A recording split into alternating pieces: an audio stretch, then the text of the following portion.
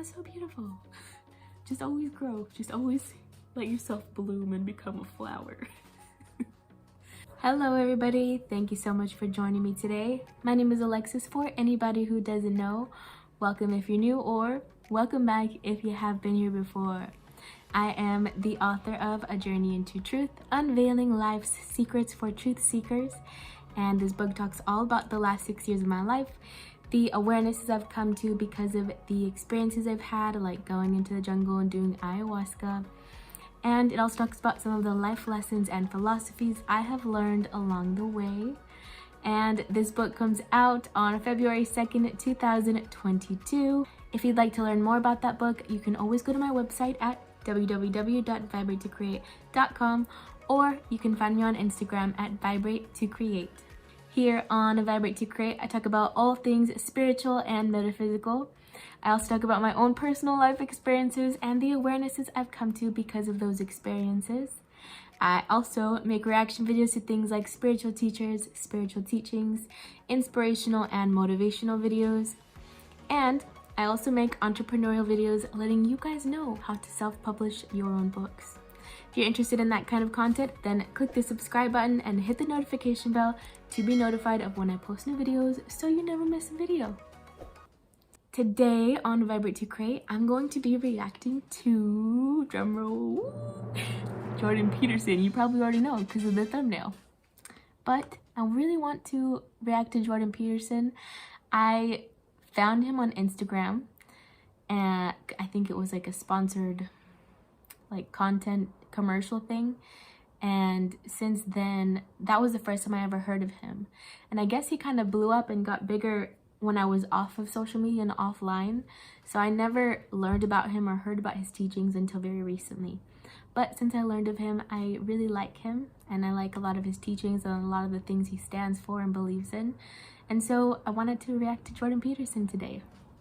So we're just gonna type Jordan Peterson and inspiration. Let's see. I haven't read any of his books yet. Let's find one that's not too long because the sun is going down already. So this is called The Greatest Advice You Will Ever Receive, Jordan Peterson Motivation, on the Motivation Madness channel. And it was uploaded 7 months ago. Like a resentful person wants other people to change. And if you're resentful, then your motivations aren't trustworthy. In fact, they're very, very dark. And what should you do instead? How do you treat your own resentment? I would say, well, Solzhenitsyn, who I'm a great admirer of Solzhenitsyn, his book, The Gulag Archipelago, was one of the things that brought down the Soviet Union. And he said that one man who stopped lying could bring down a tyranny. And, he said that with some authority. He said when he was in the Gulag camps, meditating on how the hell he got there. And he had a rough life, man. I mean, first of all, he was on the Russian front at the beginning of World War II, and then he was thrown in the Gulag camps. And that was just the beginning of his adventures, man. He had a rough life. And he was in the camps, and he was thinking, what the hell? How did I get here? What's going on? I mean, he had Hitler and Stalin to blame, right? So if you need someone to blame, man, Hitler and Stalin, that's great. But that isn't what he did. He said he meditated for a while once he realized that he might have something to do with, in some strange way, with the way things turned out for him. And he said he went over his life with a fine-tooth comb in his memory. He thought, okay, where did I go wrong? But by my own judgment, when there was a path in front of me, when did I take the path that I knew I shouldn't take? Because you all know that, right? You know. Sometimes you don't know if what you're doing is good or if it's bad. Solzhenitsyn thought, okay, well, what would happen if I took responsibility for where I am in this concentration camp? And then I went over my whole life and tried to figure out all the things I did that were wrong by my own estimation that increased the probability that I would get here. And then what would happen if I tried to set them all right now in the present? And that's why he wrote the Gulag Archipelago. And one of the consequences of that, as I said, was it sped the dissolution of the Soviet Empire. So, hey, that's not bad, eh? Like, you make a real confession. You really repent. You do your penance, which is writing this book, and you completely change the geopolitical landscape of the world. It's like, and that's worth thinking about, because it's not only Solzhenitsyn who did that. Nelson Mandela did something quite similar. It's not so impossible. And so the idea that what you should do if you're feeling resentful about the nature of being or suffering too much for your own life, let's say, is straighten the damn thing out. Like, seriously, try it for a year even. The humility element is, it took me a long time to understand why there's religious injunctions supporting humility. To even understand what the word really meant in that sort of technical sense. And it means something like this. It means what you don't know is more important than what you know. Then what you don't know can start to be your friend, you see. People are very defensive about what they know. And if you listen to people, they'll tell you amazing things if you listen to them. And many of those things are little tools that you can put in your toolkit, like Batman, and then you can go out into the world and use those tools, and you don't have to fall blindly into a pit quite as often. And so the humility element is, well, do you want to be right, or do you want to be learning? And it's deeper than that. It's, do you want to be the tyrannical king who's already got everything figured out? Or do you want to be the continually transforming hero, or fool for that matter, who's getting better all the time? And that's actually a choice, you know. It's a deep choice. And it's better to be the self-transforming fool who's humble enough to make friends with what he or she doesn't know, and to listen when people talk. And listening is a transformative exercise. Like if you listen to the people in your life, for example, if you actually listen to them, they'll tell you what's wrong with them and how to fix it and what they want. They can't even help it if you start listening, because people are so shocked if you actually listen to them that they tell you all sorts of things that they might not have even intended to, things they don't even know. And then you can work with that. And the other thing that's so interesting, you know, now and then you have a meaningful conversation, right? You have a good conversation with somebody, you walk away and you think, geez, you know, we really connected, and I know more than I did when I came away from that conversation. Have someone to listen, because it's very hard to think. Hardly anyone can think. And even the people who can think can only think about a limited number of things. But almost everybody can talk. And you can listen to yourself talk, and if someone listens to you, then you also have a foil for your thoughts, right? Because you can watch the person when you're talking and see if you're boring, or see if you're amusing, or if you're engrossing, all of those things.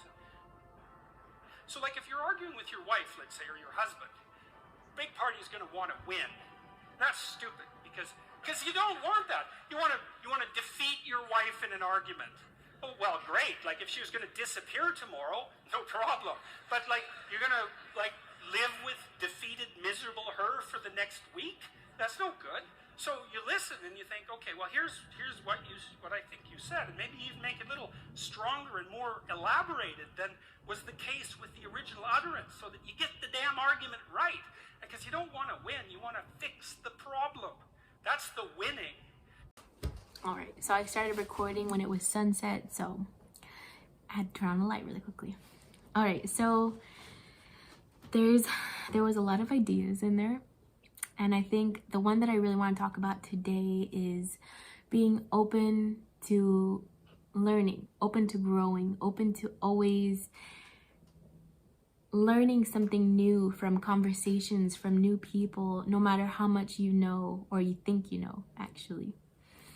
In my book, I put in the introduction a quote by Socrates, and the quote is, "The only true wisdom is in knowing you know nothing." And I completely agree with that, because I have found that in the moment that I feel like, oh, I got it, I don't need to learn anymore, that's the moment where something new comes into my life, and it's like, no, Alexis, you don't know anything at all, actually. So I was on a spiritual path for like 6 years, okay, and I had learned so much in psychic awareness and mediumship and like meditation, and like my whole life was centered around reading new books and reading new things and always learning. And then without even like catching it or knowing that it was happening, I kind of started to feel like, oh, I've got this, like I understand so much, I know so much. And then that was when I met my family constellations teacher, and I was like, I am like clueless, I'm like a little baby, and there's so much more to this path that is still unfolding, and I'm still learning. I guess the one thing that I really wanted to talk about was being open to new ideas and new information eternally, always unfolding, always allowing new knowledge to come in, and to never have your glass full but to always keep a little bit open so that you can be open to new information. And that goes for anything. So if you're in the spiritual field and you're very into the psychic field, for instance, I would say always develop, always keep growing, always keep your cup half full, because you can always learn something new and learn something more. And especially in the spiritual realm, there are so many paths, so many teachers, and so many good ideas in every single path. And I have learned so much by just being open to listening to people's life stories, asking questions. I ask so many questions. Like if you have a conversation with me, I ask a lot of questions, I think. But I'm eternally curious. I'm curious about where people came from and what kind of life they lived and why they're passionate about certain things.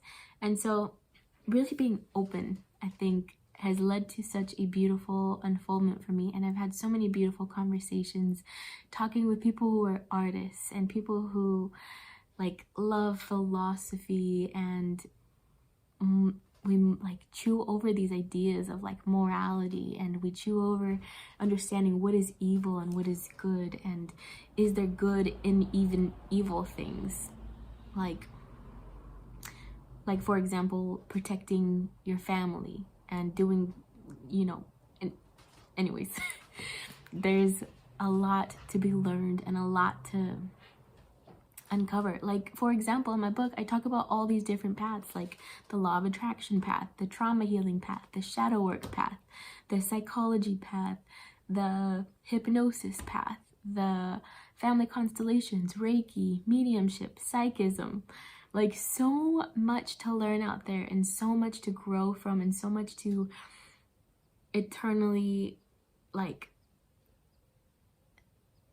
become more than you were before you went on the journey into seeking knowledge.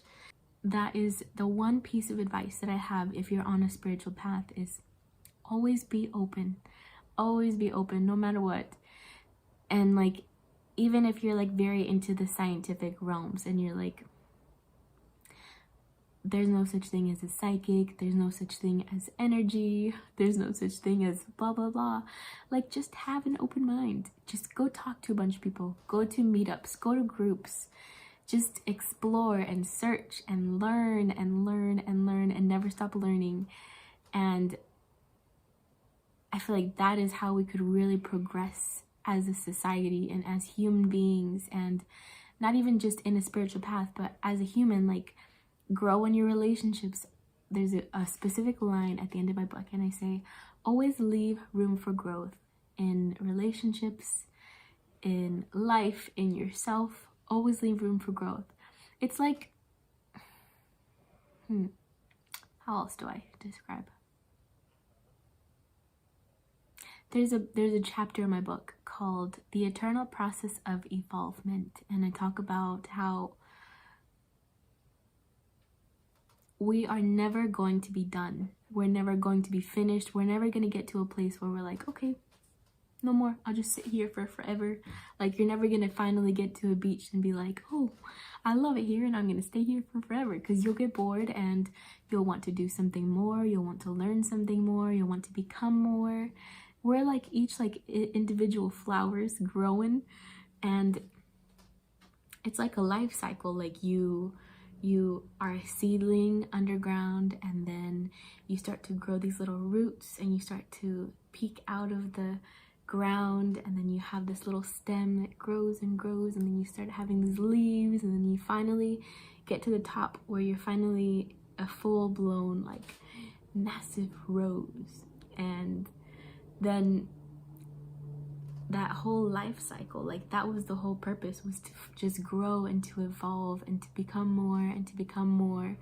And then when that life cycle is over, you go back into the earth to become more again, and to become a brand new flower, and to contribute to the ever growing and ever evolving life cycle that is this existence. And I think that's so beautiful. Just always grow, just always let yourself bloom and become a flower. I think that's all for today. I think today will be just a short, quick little video thank you for joining me. I hope you guys enjoyed today's video. I hope you guys like these reaction videos or are learning something new. I hope you have your cups half full and not full. But yeah, so thank you so much for joining me today. If you have any questions or comments or things you'd like for me to react to next, you can always leave those in the comments down below. And if you have something you'd like for me to react to specifically next, then you can send that to my email at vibrate2create@gmail.com. I will see you guys next time. Bye guys.